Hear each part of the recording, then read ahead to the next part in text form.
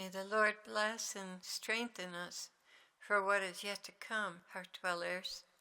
I normally don't share a news item and I don't go looking for them, but this one came to me, and it's a complete confirmation of the vision that I had about 2 weeks ago of the Syrian border being filled with soldiers, being packed in with soldiers and armies. And so I'm going to read it to you. It's from True News. I don't really have any recommendation for True News other than that it is definitely a confirmation of what the Lord told me was about to happen. So I'm going to go ahead and read it. Wednesday, February 10th. Saudi Arabia and at least 200 Arab allies began moving 350,000 ground troops into northern Saudi Arabia. From there, it is just a short pass through western Iraq to reach the Syrian border. In addition, they are also moving 20,000 tanks, 2,450 warplanes, and 460 military helicopters. The Saudis are claiming the movements are for military exercises, which is a big stretch because it would be the region's largest military exercises ever. They're claiming these as exercises, which will be completed by February 28th, which means we might see military conflict starting very soon. Another more believable explanation for the troop movements is the Sunni rebels fighting against the Syrian government are getting whipped badly now that Syria has the help of Russian forces.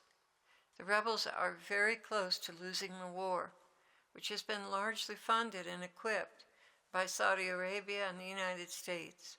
The Saudis are using Syria as a proxy war to fight their true enemy, Iran. So if the rebels can't get the job done, the Saudis are preparing to do it themselves, with the backing of the United States, of course. Saudi Arabia's troop movements prompted Russia to repeat a warning released earlier in the week that any foreign troops entering Syria without permission from Syrian government would be a declaration of war. Thursday, February 11th, Saudi military leaders announced on television they will not back down, saying that the decision to send ground troops into Syria is final. Did they just say the decision to invade Syria is final? Yes, they did, and unless they change course, World War III would be unavoidable. It gets worse because the U.S. Secretary of Defense, Ash Carter, followed the Saudi announcement with a strong show of support, asking our NATO allies to join in a coalition to send ground troops into Syria, ignoring Russia's threat to declare war. The United States just upped the ante by threatening the Russians with all of NATO. Then Prime Minister Dmitry Medvedev escalated Russia's threat to declare war by warning about a new world war. He said the demands of some Arab countries to send ground forces into Syria risks starting a new world war. Now, when I heard this, I was just about to go into prayer. And I asked the Lord, I said, Lord, it seems like such a confirmation. The movement is 350,000 Arab coalition troops. And the Lord began, it is more than that, my love. It is the death knell. Truly the signs are everywhere, and this time it means business. As I have told you, I will not put this off again. It has passed the point of no return.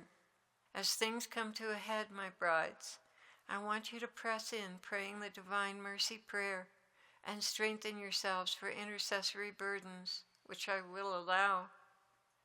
It may seem very dire and drastic to you, what I allow you to carry, but nothing is as important to me as a last-minute harvest of souls before I take you.